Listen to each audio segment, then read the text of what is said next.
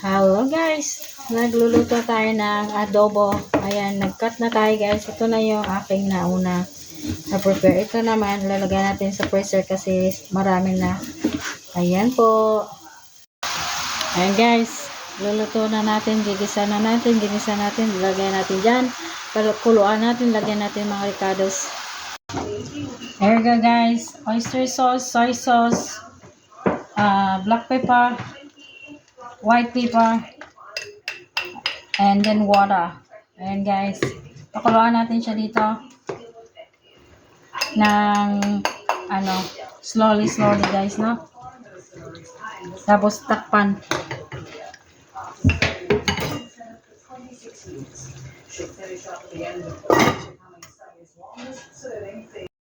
The guys, on process ang ating cooking sa adobo pork, no?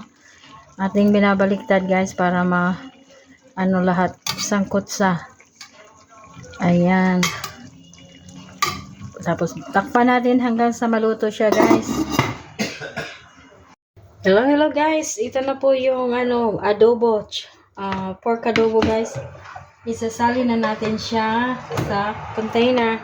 Tapos lagyan natin sa ref guys kasi bukas ko pa gagawin ito guys, no? Lalagay sa container ko kasi ito yung baon ko next week guys.